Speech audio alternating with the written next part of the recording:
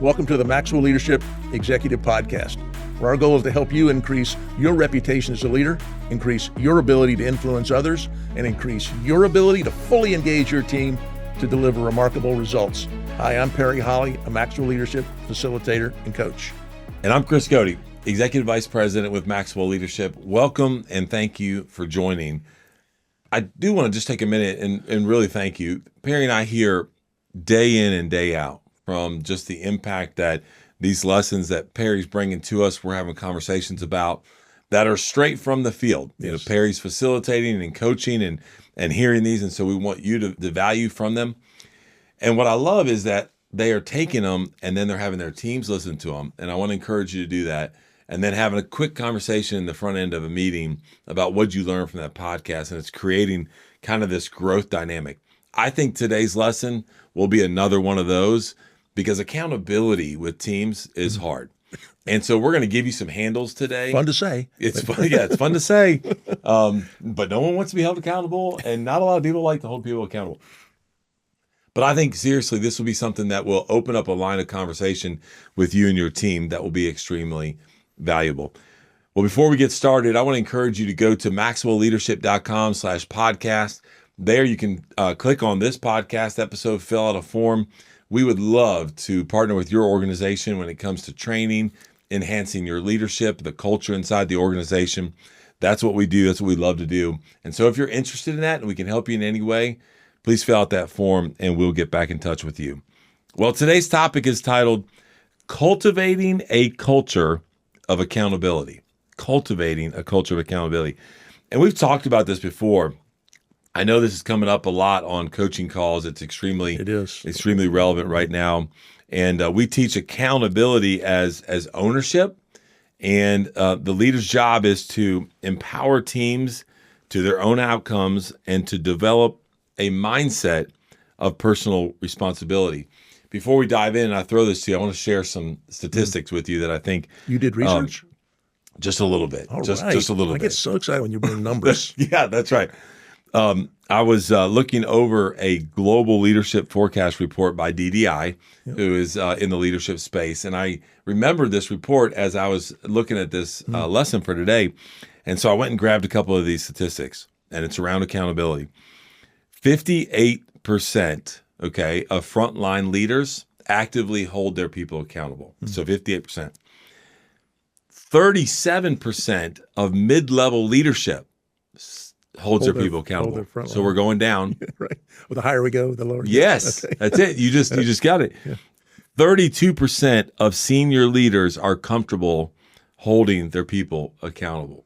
That's amazing, right? Way to go, frontline leaders. Yeah, right. Like, what happened? Why is it dropping as we go? And it's fascinating. So we need to help create a culture of accountability inside organizations. So I'm super excited about diving into this. Yeah, well, I was raised in my early leadership days. Accountability was who's to blame when something didn't go right. Like who's accountable for this mess?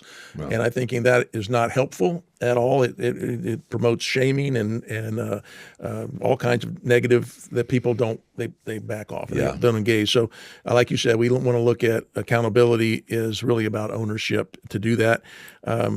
In talking about I don't use this lightly, to having a culture of accountability, which was culture kind of how we do things here. Mm-hmm. And we do things here with high accountability is a great thing to be able to say, but as your numbers point to, it's diluting as it goes higher. So what I want is how do we do things here? I want every person on the team to take personal responsibility for their own outcomes and the outcomes of the team. Mm-hmm. And that's not, you don't say, well, that's not my job. We are personally accountable for our own responsibilities and the responsibility of the team, my own objectives and the objectives of the team, my own weekly commits to the commits of the team.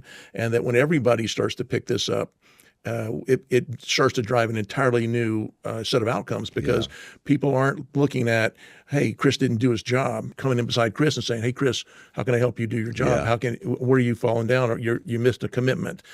Are you owning that and to do that? So I wonder what your thought on that when you say using the word culture with accountability. Yeah, and I know where your hesitation is coming from, right? Because we don't want the culture to just be about accountability. Right. It's one of the most important responsibilities I think leaders have, but it's not the most important. It's one of them, right? It's got to be part of that, which comes back to what we've built this podcast off of, which is the 5 levels of leadership, right? Remember, we're talking about level 1, you have influence because of a title.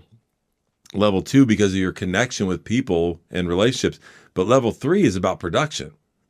And so if you don't produce, your team doesn't produce, then you're going to lose influence. And a part of that production is being able to hold each other accountable in order to be able to produce. Now, depending on your style, you are going to be more comfortable holding people accountable in some situations. But if you're not comfortable doing that, that's not your style, then you need to create a system around that, because it is, I think, essential for the team's success, but also the team's influence inside the organization. Well, just hearing you say those words just now, holding people accountable, it almost is like providing constructive feedback. Sounds great, but it's hard to do. But it's not. I don't want it to be that. I don't want it to be holding people accountable. Maybe we're using the wrong words. Helping people demonstrate ownership. Right. Because I'm thinking back, it's been years, but I was really affected by it, so it's easy to remember. But the authors that wrote the Oz Principle used a little phrase that changed my whole outlook on accountability, which was that are you making a personal choice? So everybody in the team makes a personal choice to demonstrate ownership. Oh yeah, no, it was number 2. Number 2 was rise above the circumstances. To demonstrate ownership was number 3, to deliver the outcomes. And I thought there's middle 2 there about overcoming the obstacles, overcoming the circumstances. Circumstances in your world might be viewed as excuses, making up, things that are problems and not getting around. It's not my job. All these things, circumstance, is that I just want people to say, it doesn't matter what happens. I own it. It doesn't matter what changed. I own it. I don't matter what you said. I own it. And when you start to have this ownership, and I thought, then what holding people accountable was? Let's change that to looking for people demonstrating they own it.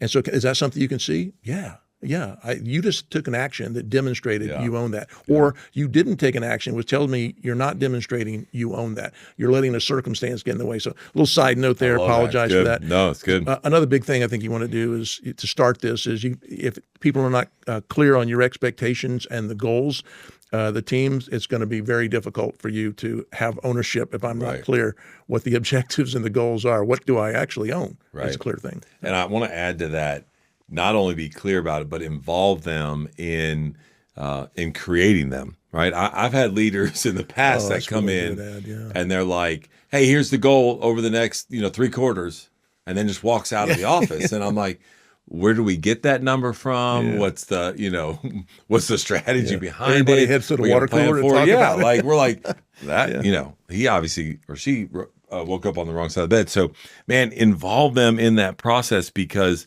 it's difficult for someone to fail to take ownership if they helped create it. I know, at least for me, that is that way. So let me ask you a question. So that, conversation you and I over that point in one, it sounds kind of obvious to us, but what happens to cause leaders not to do this? I think you were just hitting on it, that we get busy, heads down, but it's also easier to just come in and lay the paperwork in front of you and say, here's your goal, go for it, instead of making sure that you not having people's buy-in. We just did a course on leading change, and one of the leading causes of change failure was people not believing in or understanding why the change. They had no voice in the change. And so we work in the workshop quite a bit on how do you involve other people's voice. And so I think you hit it right there, is that I'm so enamored with my voice and my smarts and what's coming down from the top. I don't even really think about adding your voice to it. Yeah. But you think about, if you want people bought in, I want you to overcome circumstances to demonstrate ownership. Boy, isn't it going to be great that the why maybe behind it. Maybe you had a voice in fine tuning it to do that. I think is a big deal. Yeah. Another thing leaders can do is provide necessary resources and support to succeed in meeting their goals. That do you have the right tools? Do you have the right guidance? Can you perform your role efficiently? It kind of goes back to a previous podcast. Do you understand what their needs are? One thing that came up a lot. This comes up a lot in coaching is, do people feel psychologically safe to tell you the truth, to ask you or do they feel very uncomfortable taking risk and owning things because of your potential inability to delay your emotion? Maybe you blow up, they drop the ball, you get mad. They said, hey, I don't feel they don't use that term psychologically safe, right, but I'm going to salute and stay mute. I'm not going to tell you anything. Yeah.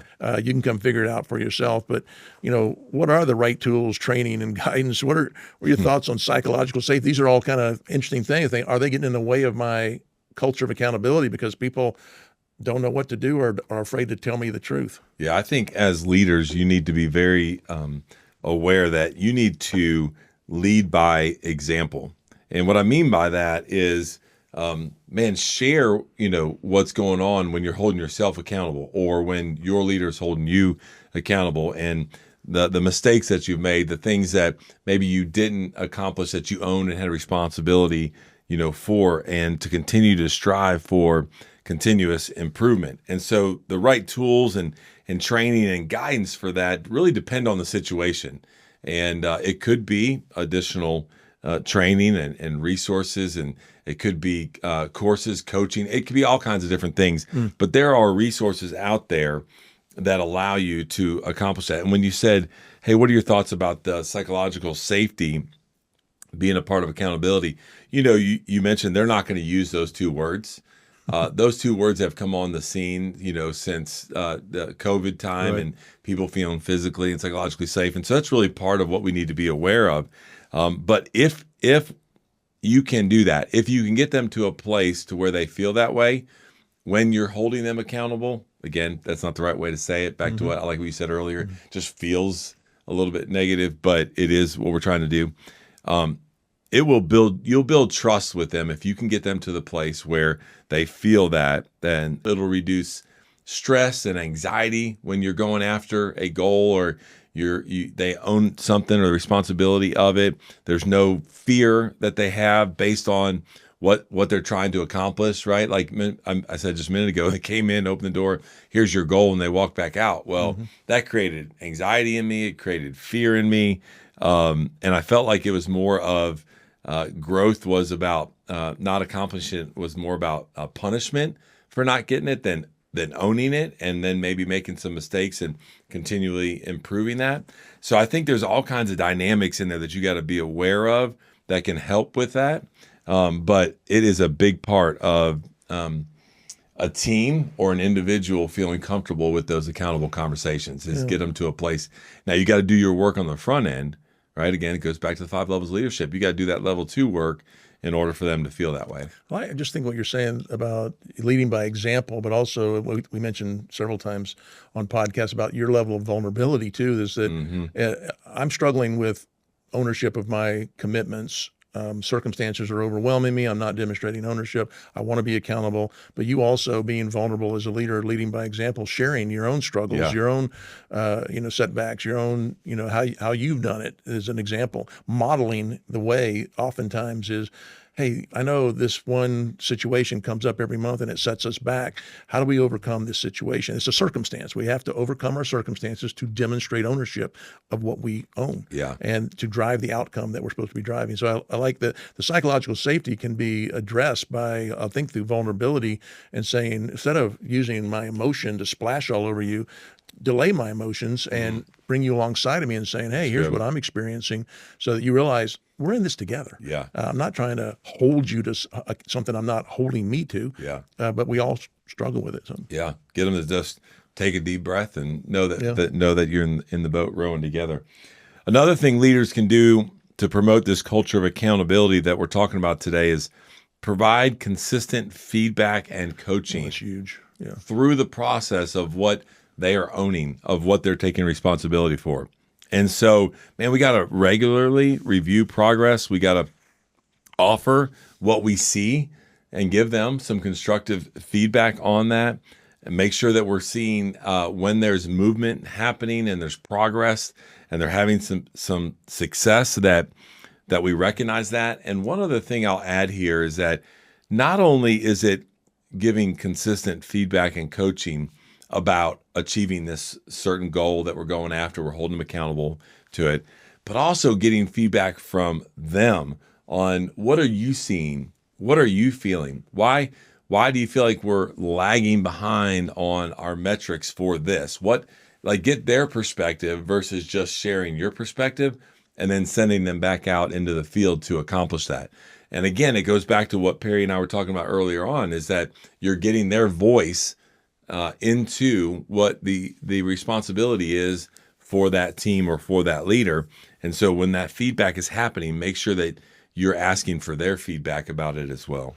Yeah, I think it's often overlooked how much value, if you can get this culture of accountability, feedback, constructive feedback even. It can seem awkward, but if you have this people look forward to it, and you do it in a positive way that says, we're trying to grow together.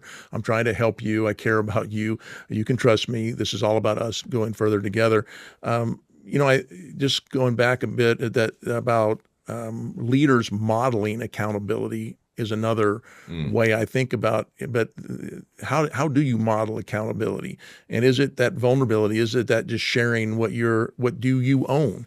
You come to our team meetings and we kind of run a structure that says actions at the end, and you'll take an action, but you'll also not let that just flap in the breeze someplace. You come back and say, hey, that action I said I took, here's how I owned it. You don't use those words, but you come back and share how you owned it, how you overcame any challenges, circumstances, and how you delivered the outcome to do that. I don't know what your thoughts are, but do leaders need to talk more about how they're closing 100%. gaps? Yeah, 100%. It goes back to even what we talk about around common language. Common language becomes eventually what the behavior of the people are. Mm-hmm. And so as a leader, if there's this statement that Mark Cole, our CEO, says right now, that leaders are repeaters, right? Like what you're hearing at one level, you should be repeating to the other level. We're trying to cascade that vision. It's the same thing in what we want in our teams. If we want this ownership and this responsibility, then we start talking about it as a leader in what we own and what we're responsible for, maybe what we're missing out on, what we're learning from, and then hopefully that becomes repeated down the road. Well, it's probably obvious what happens if you don't do these things, but lack clear expectations and goals, failure to provide the resources, inconsistent feedback or no feedback, lack of modeling of accountability. The psychological safety is going to become a bigger deal.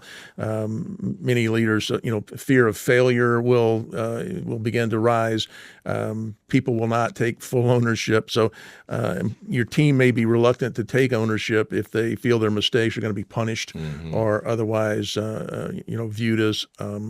I think you view them as learning opportunities instead of punishing people. That leads to that growth, which we talked about on the previous podcast. I also think from an organizational standpoint, the structure of the organization can affect the culture of accountability. And what I mean by that is that when teams are siloed or they're kind of out doing their own thing and there's not necessarily accountability across the enterprise consistently, and they kind of operate in isolation, I think it's harder to get an enterprise or get an organization all moving in the same direction on the culture of accountability if you have teams that are siloed. One of the things that we do at Maxwell Leadership is we have this statement in our leadership team, which, by the way, we have multiple different verticals underneath Maxwell Leadership that are all represented at that table. And we have this the statement of silence is affirmation. And what we mean by that is that, and Reggie Gooden, our chief financial officer and our strategist who leads those meetings for us, he says, look, here's the deal. If you don't say anything about Perry's vertical that we're talking about in here, certain goals, objectives, where we're going, then you are basically saying, I'm in on this. We're a team. And now as a team, we're going to be held accountable to John Maxwell for this. So we better make sure that this is all of our goals, right? You got to have like back to this thing about the structure of your organization and your leadership team so that we can all be held accountable to it. It's not like, you know what, Perry missed his goals on Q3. Sorry about that, Perry, right? Well, no. We missed it, right? And so you got to be very careful how you structure the organizational leadership team if you want a culture of accountability across the board. I mean, thinking about your numbers at the top around these, the more senior you get, right? the less accountability there is. Maybe that's a good application for that. Yeah. Well, as we wrap up, again, I challenged you at the beginning of this. Man, this is a topic, this is a conversation that you need to have with your team. Like, let's take some of these things that Perry and I we're talking about today, bounce them off in a conversation. And what does this look like in your enterprise and in your team? And really dig into this. And so as I wrap up, there's two things I'll leave you with. Back in that same report that you were just talking about, there's also a section in there where it says 72% of employees prefer that they be held accountable. 72% want the ownership, want to feel the responsibility. And then when they get it from their leaders, they feel like they're more productive and engaged. And that's what we want, right? To increase our level 3 influence, we need to be producing. And in order to do that, we got to be productive and we got to have an engaged team in doing that. So I just want everybody to know that people are wanting to be held accountable. Don't be fearful of that. And I think that you'll see great success inside the team. Great job. And I really am impressed when you bring I'm telling you, I did a little bit of work. Takes it to another level. So grateful again for you to be here. A reminder, if you'd like to learn more about our offerings or get the learner guide for this episode or see our other family of podcast offerings, you can do all of that at maxwellleadership.com/podcast. We also love to hear from you. If you'd like to leave a comment or a question, it means a lot to us, as it does that you would join us today on this podcast. That's all from the Maxwell Leadership Executive Podcast.